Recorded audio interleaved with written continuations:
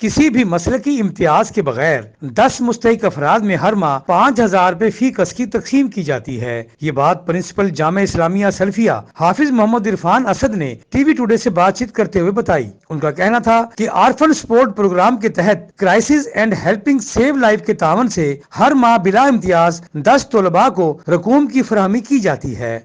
Crisis add کے تعاون سے 10 یتیم بچوں کو ماہانہ وظیفہ الحمدللہ ادا کیا گیا ہے۔ ضلع بکر کی یہ شعبہ حفظ القرآن کی مثالی درسگاہ ہے جامعہ اسلامیہ سلفیہ۔ یہاں پر 25 طلباء حفظ القرآن کی کلاس میں زیر تعلیم ہیں اور یہ سلسلہ 2 ماہ سے جاری ہے کہ 10 یتیم بچوں کو ماہانہ بنیاد پر 5,000 روپے تعلیمی ان کو وظیفہ دیا جاتا ہے تاکہ وہ اپنی تعلیم کو بچے حاصل کر سکیں۔ اللہ رب العالمین سے دعا ہے کہ اللہ ہمیں توفیق عطا فرمائے، اس سلسلے کو مزید آگے بڑھائیں، اور جو کرائسس ایڈ کی ٹیم ہمارے ساتھ معاونت اور مددگار بنتی ہے ان کو بھی اللہ جزائے خیر دے، اور ضلع بکر میں جتنے بھی لوگ ہمارے ساتھ ادارے کے ساتھ تعاون کر کے ہم پر اعتماد کرتے ہیں ہم ان کے بھی شکر گزار ہیں۔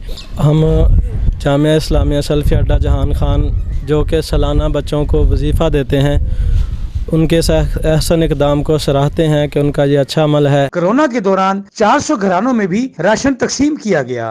حافظ عرفان نے بتایا کہ ہمارا ادارہ رفاہی اور فلاحی ہے جس میں 25 طلباء حافظ بن چکے ہیں، اور علاقے کے مخیر حضرات کا تعاون ادارے پر اعتماد کا واضح ثبوت ہے۔